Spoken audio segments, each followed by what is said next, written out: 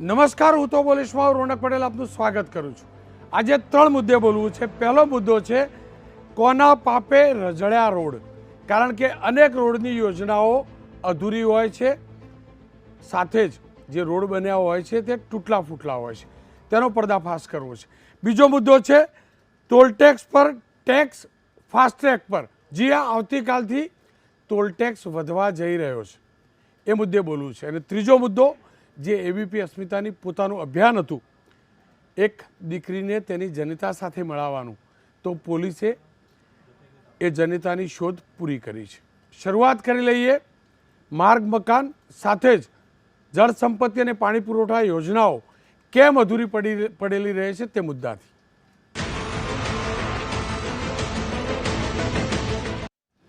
રાજ્ય સરકાર પાણી પુરવઠા જળ સંપત્તિના પ્રોજેક્ટ હોય કે માર્ગ મકાનના અરબો કરોડો રૂપિયાનું બજેટ ખર્ચે છે।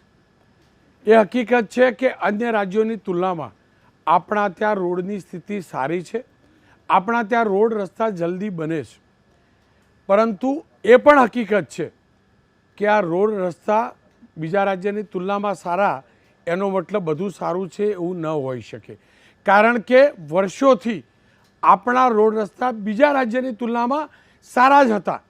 આપણા ત્યાં જ્યારે ટુ ટ્રેક રોડ હોતો હતો ત્યારે બીજા રાજ્યોમાં એ લેવલના શહેરોને જોડતો રસ્તો સિંગલ ટ્રેક હોતો હતો। આપણા રાજ્યમાં સિંગલ ટ્રેક પ્યોર રોડ હોતો હતો, એટલે બીજા રાજ્યોમાં મેટલવાળો રોડ હોતો હતો।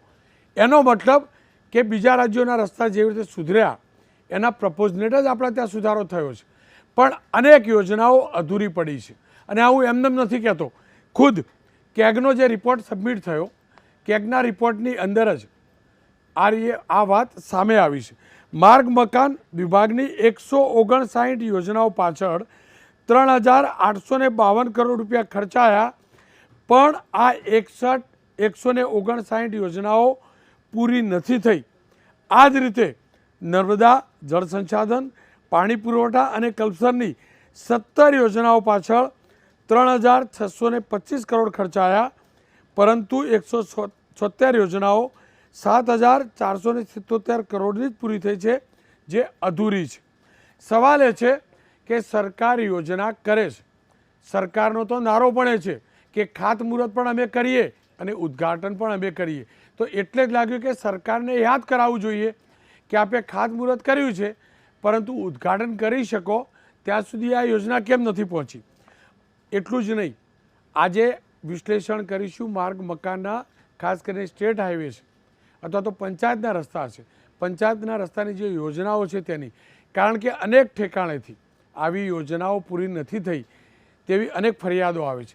બનાસકાંઠાથી શરૂઆત કરીશ તો બનાસકાંઠાના અમીરગઢ તાલુકાના ઇકવાલગઢથી વિરમપુરને જોડતો માર્ગ 1.5 વર્ષથી અધૂરો છે। આપ જોઈ શકો છો, 1.5 વર્ષ અગાઉ 5 કરોડના ખર્ચે જિલ્લા માર્ગ મકાન વિભાગે રોડનું કામ શરૂ કર્યું, પરંતુ માત્ર મેટલ પાથરી અધૂરું મૂકી દેવામાં આવ્યું છે। આ ચાડી ખાય છે અધૂરા રોડની, આ ચાડી ખાય છે અધૂરા રોડની। આવી જ રીતે ધાનેરાની વાત કરી લઈએ તો ધાનેરાના અલવાડાથી વાછોલ બોર્ડર સુધી 30 ગામોને જોડતો સ્ટેટ હાઈવે, એનું કામ 2.5 મહિનાથી અધૂરું છે। કપચી અને કાંકરા નાખી દેવામાં આવ્યા છે, પણ રોડ કઈ હાલતમાં છે આપ જોઈ શકો છો। બનાસકાંઠાના બીજા રોડની વાત કરીએ તો બનાસકાંઠા જિલ્લાના અંતરિયાળ વિસ્તારમાં રોડ જ નહીં, પુલની પણ આવી સ્થિતિ છે। ધાનપુર પાસે 15 વર્ષથી પુલનું કામકાજ ચાલી રહ્યું છે, 15 વર્ષ છતાંય પુલ તૈયાર થયો નથી। 20થી 25 ગામો અસરગ્રસ્ત થાય છે, 20થી 25 કિલોમીટર જેટલું આ ગામડાઓને ફરીને જવું પડે છે। 2008માં ભાજપના ધારાસભ્ય વસંતભાઈ પટેલના હસ્તે ખાતમુહૂર્ત થયું હતું, 2014માં કામ પૂરું થઈ ગયું, 2022માં ફરીથી શરૂ થયું છે, ભગવાન જાણે ક્યારે પૂરું થશે। ભાવનગરની વાત કરીએ તો તળાજા જકાતનાકાથી ટોપ 3 સર્કલ સુધીના રોડનું કામ 2 વર્ષથી અધૂરું છે। મેઘાણી સર્કલથી ઘોઘા સર્કલના 1 કિલોમીટરના રોડનું એક તરફનું કામ 3 વર્ષથી અધૂરું છે। ખુદ મેયરના વોર્ડ સતનામ ચોકથી ફુલસર સુધીનું કામ 3 વર્ષનું અધૂરું છે। કાળિયાબીડ વિસ્તારમાં આવેલા કેટલાક રોડો સામાન્ય કામ દિવાળી પહેલાં શરૂ કર્યા હતા, હજી પૂરા થયા નથી। આ મહાનગરપાલિકાની વાત છે। છોટાઉદેપુર મધ્ય ગુજરાતમાં જઈએ તો છોટાઉદેપુરના નસવાડીમાં ચંદનપુર ગામે પ્રધાનમંત્રી ગ્રામ સડક યોજનાનો રોડ એક જ વર્ષમાં બનેલો તૂટી ગયો. જ્યાં પૂરું થાય છે ત્યાં કેવી હાલત છે આપ જોઈ લો. આરસીસીનો રોડ તૂટતા તેના પર ડામર ચોપડી દેવામાં આવ્યો. હવે ડામર રોડ પર 5 ઇંચ પહોળી તિરાડ પડી છે. કોઈ ફૂટપટ્ટી માપી અને મૂકીને માપ્યું હોય તો માપી લે. આ સ્થિતિ છે. 5 કરોડ 39 લાખના ખર્ચે 9 કિલોમીટરનો આ રોડ બન્યો હતો. આ જ પ્રકારની મહીસાગરના લુણાવાડાના રોડની હાલત હતી. 4 મહિના પહેલાં ખોદકામ કરાયું, ત્યારબાદ મેટલ પાથરી દેવામાં આવ્યા. રોડનું કામ અધૂરું છે. મને હમણાં જે જાણકારી મળી છે પ્રકારે 2-3 દિવસ અગાઉ એબીપી અસ્મિતાએ અહેવાલ પ્રસારિત કર્યો હતો. કદાચ મને પ્રાથમિક જાણકારી છે પ્રકારે કદાચ રોડનું કામ શરૂ થયું છે. વડોદરા મહાનગરપાલિકાની વાત કરી લઈએ તો પ્રતાપનગરથી શોભા તળાવ 4 રસ્તા સુધીનો 5 કિલોમીટરનો રસ્તો છેલ્લા 3 વર્ષથી બિસ્માર હાલતમાં છે.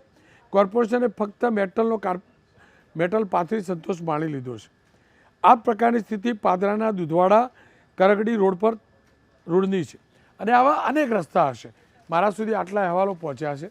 સરકાર પાસે તો આખી ફાઇલ હશે અને માર્ગ મકાન મંત્રી પૂર્ણેશભાઈ તો વોટ્સઅપથી ફોટા પણ મંગાવતા હતા, જોકે જૂની સરકારમાં હતા, પણ આ જ સરકારના ધારાસભ્ય છે એટલે એમની ફાઇલ જોઈ લેશે તો પણ ખબર પડશે કે ક્યાં ક્યાં કામ અધૂરું છે.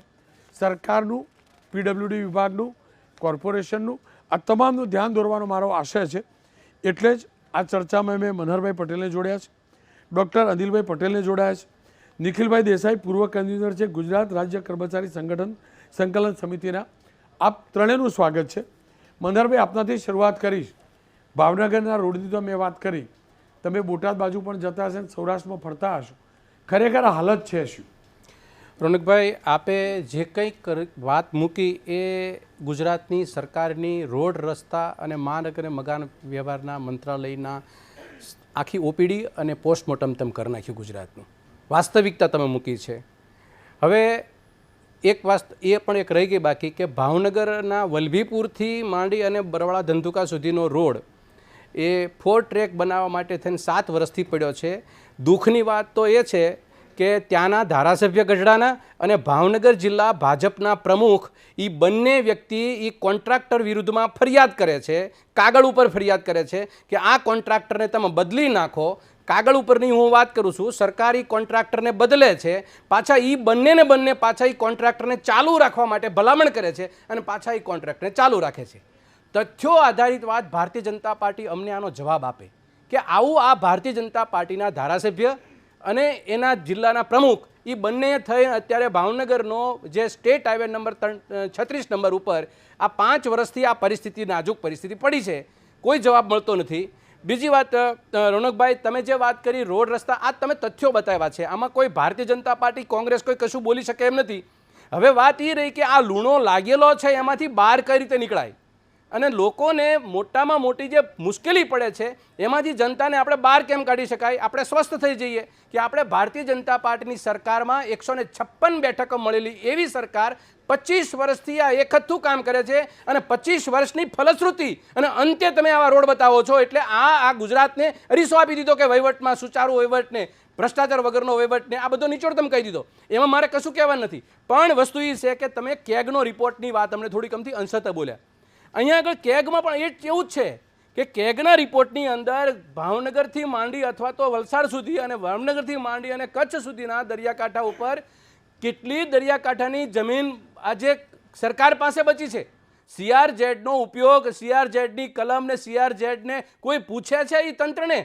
આજે કેગના રિપોર્ટમાં બતાવે છે રોનકભાઈ, હું તમને એના કેગનો રિપોર્ટ તમને વર્ણન કરીને બતાવું કે માંડવીની અંદર 3 resort, Serena resort, HV resort અને ગુજરાત રાજ્યનું પ્રવાસન નિગમ, એ ત્રણેયની હોટલો CRZની પરમિશન વગર ચાલે છે. નંબર 2, ભરૂચ બીચ, ભરૂચનો નર્મદા બ્રિજ, સુરતનો બ્રિજ, આ બંને બ્રિજને CRZની પરમિશન નથી. એનાથી આગળ કરું, સુરત શહેરની અંદર 4 બ્રિજ બનાવ્યા, બહુ સારી વાત કરી, વિકાસને ઢોલ ટીપાના અમે તાળી પાડી દીધી. પણ તમે જે સરકારમાં બેઠા છો, સરકારી તંત્ર તમે ચલાવો છો, તો ત્યાં પણ એસએમસીએ સીઆરઝેડની પરમિશન લેવાની, એ 4માંથી એકેય બ્રિજની સીઆરસીએ પરમિશન લીધી નથી. એનાથી આગળ સમુદ્ર તટ ઉપર જે પર્યાવરણને સંરક્ષણને વ્યવસ્થાપનની જે કામગીરી ચાલે છે, કે દાખલા તરીકે હું તમને નાનો દાખલો આપું કે કાચબાનું ઘર કહેવાય, અને કાચબાનું સંશોધન સૌથી વધુ પરિસ્થિતિ ત્યાં રાજુલામાં થાય છે. સાહેબ, સીઆરઝેડની પરિયુમાં કેટલી ઇમારતો ઊભી છે ત્યાં આગળ, કઈ રીતે સીઆરઝેડનો ઉપયોગ? બીજું, કચ્છના દરવાજા પાસે સામેખિયાળીથી લઈને અને આગળ જઈએ ત્યાં આગળ એક સ્વૈચ્છિક સંસ્થાએ હાઈકોર્ટમાં 2 દિવસ પહેલાં પિટિશન ફાઇલ કરી છે કે મીઠાના અગર જે પરંપરાગત રીતે અગરો ચાલતા હતા એની બદલીમાં ઇન્ડસ્ટ્રીઝનું રૂપ આપ્યું. એમાં ત્યાં ઘુડખર એટલે 5 સેન્ચુરીમાંની 1 સેન્ચુરી એનું પણ અત્યારે નિકંદન નીકળી રહ્યું છે. એટલે કહેવાનો મતલબ એ છે રોનકભાઈ, સરવાળો તમને કહું કે આવી ચર્ચા તો આપણે 25 વર્ષથી કરીએ છીએ. કોઈ પ્રકારના ફેરફાર કરવા માટે ભારતીય જનતા પાર્ટીની કોઈ માનસિકતા નથી. અમને એકમાત્ર ડફણું કહે છે, અમને તો સરકારને જનતા જનાર્દન ચૂંટે છે ને અમને 156 બેઠક છે, તમારી વાત બધી ખોટી. એટલે અમે માની લઈએ કે હાલો અમારી વાત ખોટી. તો તમને રોનકભાઈ આ સ્ક્રીન ઉપર બતાવો છો, એ સવાલ તમે ભારતીય જનતા પાર્ટીને પૂછો કે આ તમારી સરકારમાં આવા પ્રશ્નો કેમ ઊભા થાય છે અને લોકોને જનતાને કેમ સુખાકારી રોડ રસ્તાની મળતી નથી? પૂછી જ લો. અનિલભાઈ જોડાય છે. ડૉક્ટર સાહેબ, જો આપણે તો એટલા હાઈટેક લોકો કે નદીના રિવરફ્રન્ટમાંથી પણ પ્લેન ઉડાડીએ, આટલું બધું આગળ જવાવાળા આપણે લોકો, અને રોડની આવી હાલત કેમ? અડધા પ્રોજેક્ટ કેમ? અને મને તો ચિંતા તમારા પક્ષના એ નેતાઓની થાય છે કે જે વારંવાર કહેતા હોય કે ખાતમુહૂર્ત અમે કરીએ અને ઉદ્ઘાટન જ અમે કરીએ. મેં એટલે જ પ્રકાશ ફેંક્યો કે સાહેબ, આ સૂત્ર સાકાર કરવા માટે આટલી યોજનાઓ બાકી છે, અધૂરી છે, અને આ CAGનો રિપોર્ટ છે. રોનકભાઈ, આપે જે શરૂઆત કરી એ રોડ રસ્તા કેટલાક બાકી છે, કેટલાક તૂટેલા છે, કેટલીક યોજનાઓ પૂર્ણ થઈ નથી, કેટલાકમાં 7 વર્ષ, કેટલાકમાં 8 વર્ષ. એક તમે 2008માં ખાતમુહૂર્ત કર્યું એની વાત કરી. મને એવું લાગે છે કે તમે ગુજરાતના રોડ એટલે કે રસ્તાનું ગ્રોસ એનાલિસિસ કરો તો આખા દેશમાં કોઈપણ એક રાજ્યમાં સૌથી મોટું નેટવર્ક રસ્તાનું એ દરેકે દરેક ગુજરાતના 18,000 ગામડાઓને, ગામડાને તાલુકા સાથે જોડવાનું, તાલુકાને જિલ્લા સાથે જોડવાનું અને જિલ્લાને રાજ્ય સાથે જોડવાનું. વચ્ચે નેશનલ હાઈવે પણ મોટી સંખ્યામાં છે. ખૂબ મોટી સંખ્યામાં રોડનું નેટવર્ક છે. હા, ચોક્કસ ક્યાંક તૂટી રહી ગઈ હશે. મેં આપણા ત્યાં જ વિઝ્યુઅલ જોયા, એકદમ પરફેક્ટ વિઝ્યુઅલ છે. આપે એક એલાર્મિંગ જે કહેવાય કે વિસલ બ્લોઅર ટાઈપનું આપ કામ કરી રહ્યા છે, એ બધા અભિનંદન પણ આપું છું. પણ મારા મિત્ર કોંગ્રેસના 156 લગભગ 2 વખત બોલ્યા. જો ભારતીય જનતા પાર્ટી એ મેચ્યોર પાર્ટી છે, પરિપક્વ પાર્ટી છે, અને કોઈપણ પ્રકારની સફળતા 100 સીટ હોય કે 156 હોય કે 182 હોય, અમે પ્રમાણિકતાથી, પારદર્શકતાથી અને જેટલું બને એટલું ઝડપી કામ કરીએ છીએ. આજે એક મિત્ર ઉછરીને બોલે છે, પરંતુ એમને યાદ કરવું પડે કે કોંગ્રેસના જમાનામાં ગુજરાતમાં કેટલા રોડ હતા. હવે મુદ્દા પર આવું કે આપે કહ્યું કે કેટલાક રોડ, જો આમાં કેવું હોય છે રોનકભાઈ કે કોર્પોરેશનના રોડનું તંત્ર જુદું હોય, રાજ્ય સરકારનું જુદું હોય, અને નેશનલ હાઈવેનું જુદું હોય, અને જિલ્લા પંચાયતનું જુદું હોય. હવે 31 માર્ચે જ્યારે બજેટ પાસ થાય ત્યારે એ બજેટ પાસ થયા પછી એપ્રિલ મહિના પછી, એટલે 30 એપ્રિલ પછી લગભગ એની ઉપર કામ ચાલુ થાય. એ જે યોજના હોય એના જુદા જુદા પેરામીટરનું ફોર્મેશન થતું હોય છે. ત્યારબાદ ટેન્ડરિંગ પ્રક્રિયા થતી હોય છે. ટેન્ડરિંગ પ્રક્રિયામાં જો એક ટેન્ડર આવે તો રીટેન્ડર થાય, અને કદાચ એક કરતાં વધારે ટેન્ડર આવ્યા હોય અને કદાચ રિંગ બની હોય એવી જો ખબર પડે તંત્રને કે સરકારને, તો પાછું ફરી પણ રીટેન્ડર થાય.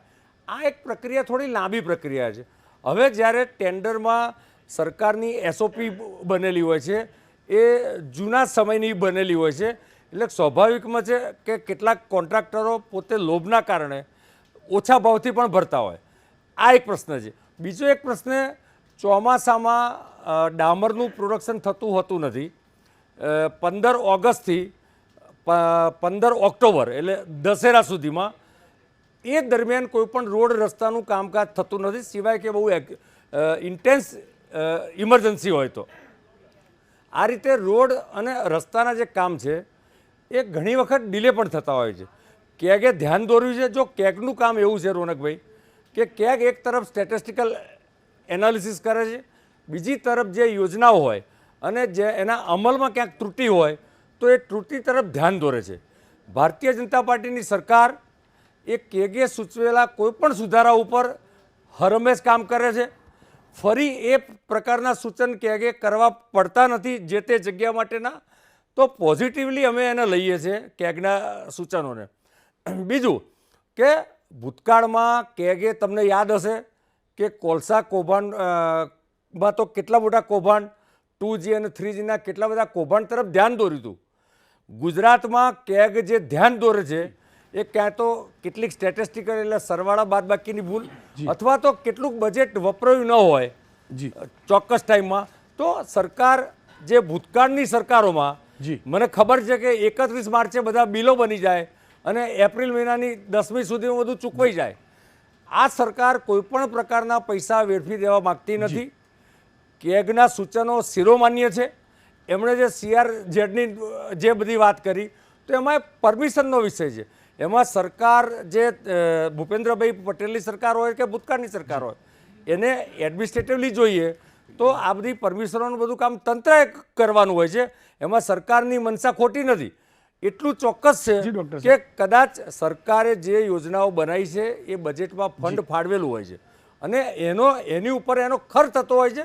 મેં આપને ટેકનિકલી સમજાવ્યું કે ઘણીવાર ખર્ચ બીજા વર્ષમાં બી થાય છે, એક્સટેન્ડ બી થાય છે. હવે આ જે કેગનો રિપોર્ટ છે એ 19-20, 20-21 ને 21-22નો છે. છેલ્લું પૂરું કરું.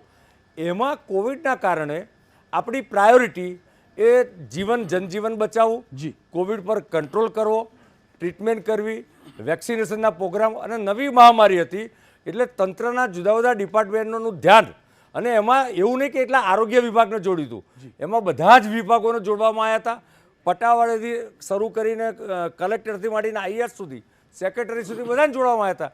એટલે થોડું ઘણું ક્યાંક ડિલે થયું છે. હા, તમે જે ધ્યાન દોર્યું કે 5-5, 7-7 વર્ષથી થયા નથી તો એ ચોક્કસ ધ્યાન દોરવું જોઈએ. આપે પણ આપના ત્યાં મીડિયામાં બતાવ્યું છે, હું પણ ધ્યાન દોરીશ અને આવનારા સમયમાં સામાન્ય માનવીને તકલીફ ન પડે એ પ્રકારની ચિંતા આ સરકાર કરશે. છેલ્લી વાત કરી દઉં તો તમને કહું કે PM ગતિશક્તિની જેમ ભૂપેન્દ્રભાઈની સરકારે ગુજરાતમાં રસ્તાનું એક આખું મોટું નેટવર્ક કોસ્ટલ એરિયાથી માંડીને પૂર્વ પશ્ચિમથી બહુ ડિટેલ નહીં જવું કારણ કે સમય ઓછો છે એટલે, પરંતુ રસ્તા માટે આ સરકાર કટિબદ્ધ છે અને ક્યાંક આવું જે આપના ત્યાં વિઝ્યુઅલ દેખાય છે નાનું મોટું પેચઅપનો હાથે તો એ સરકાર પૂર્ણ કરશે. ખેર આ જ પ્રકારે અમદાવાદથી રાજકોટ જતો હાઈવે 4 લેન કે 6 લેન થઈ રહ્યો છે. લાંબા સમયથી હજુ પણ અધૂરો પડ્યો છે. 2-3 જગ્યાએ બ્રિજ હજી જોડાયા નથી. નિખિલભાઈ મારી સાથે જોડાયા છે. નિખિલભાઈ, આપ કેમ કે માત્ર રોડની વાત નથી, જળ સંચયની પણ વાત છે, એના લગતી પણ વાત છે, કલ્પસર યોજનાની પણ વાત છે.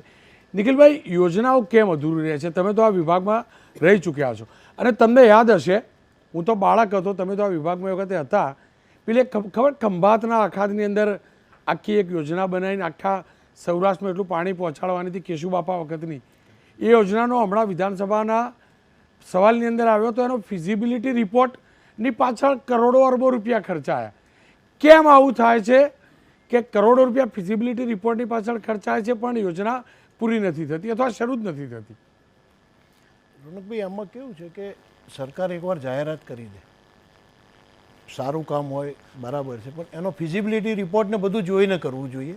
પ્લસ બીજું અત્યારે કેવું છે કે સ્ટાફનો અભાવ છે, પૂરો સ્ટાફ નથી, એના ઉપર કોઈ ક્વોલિટી કંટ્રોલનું એ નથી અને કોઈની જવાબદારી નથી. એટલે અધિકારીઓ અને કર્મચારીઓ એના અભાવના કારણે અત્યારે આ પરિસ્થિતિ ઊભી થાય છે. બીજું કે કોન્ટ્રાક્ટરો અત્યારે મોટા ભાગે તમે જુઓ તો ટેન્ડરો બધા બિલો ટેન્ડર આવે છે, SORથી બી બિલો ટેન્ડર આવે છે. એટલે કામગીરી કઈ રીતની કરવી આ ભાવ વધારામાં એ બી એક સવાલ ઊભો થાય છે એમાં. એટલે જે ભાવ નક્કી થયો એના કરતાં નીચા ભાવે, એનાથી બી નીચા ભાવે આવે છે. ઘણી જગ્યાએ તો 50% બિલો ટેન્ડર આવે છે. 50% બિલોમાં માણસ કોન્ટ્રાક્ટર કામ કઈ રીતે કરવાનો છે? પણ એટલે એનો મતલબ રિંગ કરી દેતા હશે એટલે બિલો ટેન્ડર આવતું હશે? શું કારણ શું? ના, આમાં રિંગનો સવાલ નથી, પણ કોમ્પિટિશનના જમાનામાં પછી કોન્ટ્રાક્ટર એ રીતની આપે કે ભાઈ મારી પાસે સ્ટાફ નવરો પડ્યો છે, મટીરિયલ છે, મશીનરી છે, એટલે મને આ પોસાશે. પણ હકીકતમાં પછી એની સીધી અસર કામ ઉપર થાય છે અને કામ સારું એટલા માટે નથી લઈ શકાતું કે સ્ટાફનો અભાવ છે. એ કામ ઉપર તમે કર્મચારીને મૂકો તો એ કર્મચારી એટલે તમારી પાસે પૂરા નથી, એની સામે તમારે ક્વોલિટી કંટ્રોલ નથી તમારી જોડે એટલું, તો પછી એ કામની પરિસ્થિતિ આ રીતે ઊભી થાય.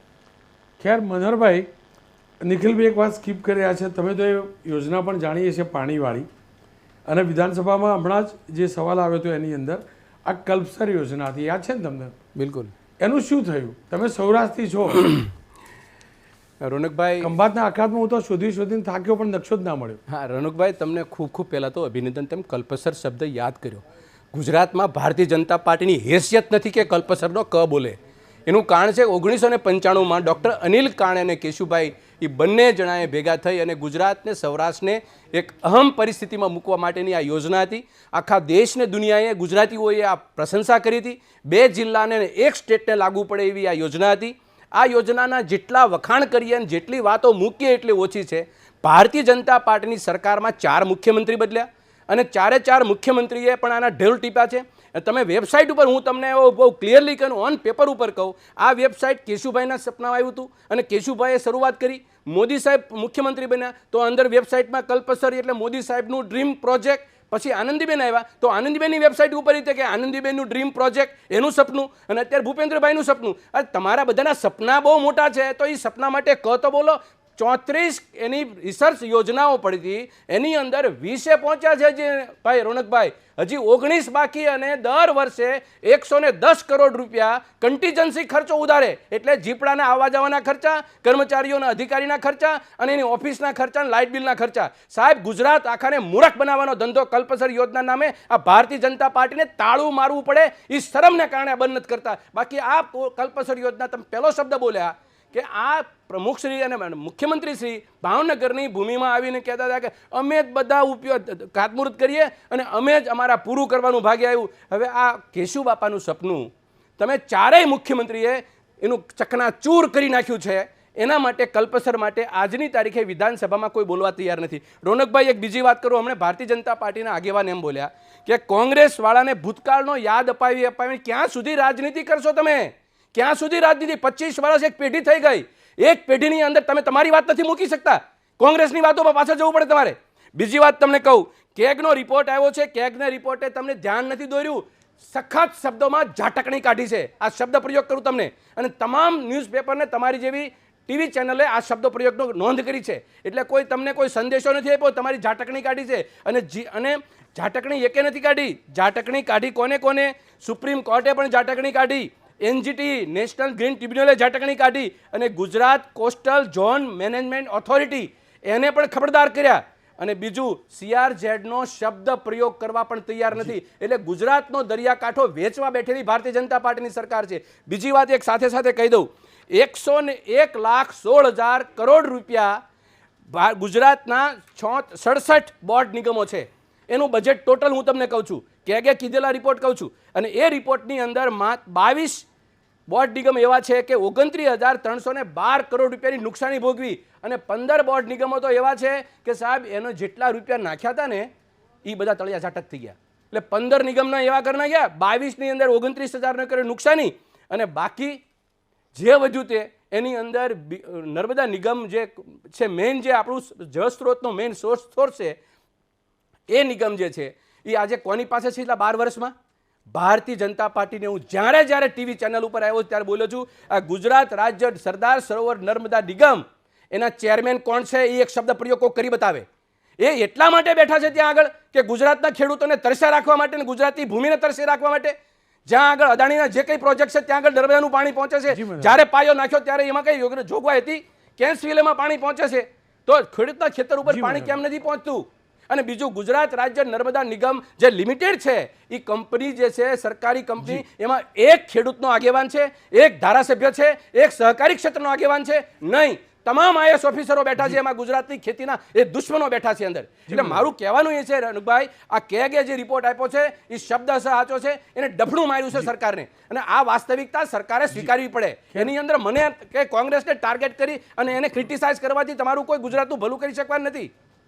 ખેર અનિલભાઈ, જો હું તો બાળક હતો ને તમે તો એ વખતે રાજનીતિમાં આવી ચૂક્યા હતા, અને હું આવું સાંભળતો પણ હતો કે કલ્પસર યોજના આવશે ને તો સૌરાષ્ટ્રના ગામડામાં નળિયો સોનાનો હશે. કદાચ એ કલ્પના હતી અને એ કલ્પના સાકાર કરવાનો કેટલો પ્રયાસ થયો નથી જાણતો, પણ હું છેલ્લે એ જ જાણવા માગું છું. મોટી યોજનાઓ વિચારવામાં આવે છે પરંતુ અધૂરી મૂકી દેવામાં આવે છે. જુઓ ને, હમણાંની જ આપણે વાત કરી લઈએ તો સી પ્લેનનો પ્રોજેક્ટ.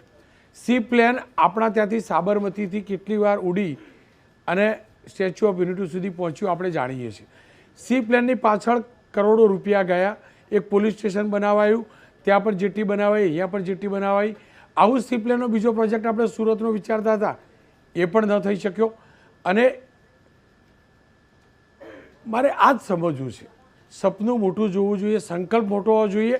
સંકલ્પ કદાચ પૂરા થતા પણ હશે, પણ કેટલાક એવા સંકલ્પો કેમ હોય છે જે અધૂરા છોડી દેવામાં આવે છે. એક વડીલે કહેલું કે બહુ બધા કૂવા ખોદી પાણી શોધવું એના કરતાં એક જ કૂવો ભલે 200 મીટર જઈએ એમાંથી પાણી કાઢવું સારું. કેમ અધકચરા પ્રોજેક્ટ રાખવામાં આવે છે? રોનકભાઈ, જો સી પ્લેનની તમે વાત કરી, મને લાગે છે કે એની પાછળનો વિચાર એ અમદાવાદમાં અને ગુજરાતમાં ટુરિઝમ વધારવા માટેનો હતો. કદાચ ફિઝિબલ થઈ શકે એમ નહીં હોય. બીજું, કલ્પસર યોજનાની વાત કરી તો ગુજરાતમાં ભારતીય જનતા પાર્ટીની સરકાર આવ્યા પછી એ ગુજરાતનો સર્વાંગી વિકાસ થાય અને ટ્રાન્સપોર્ટેશન સરળ બને.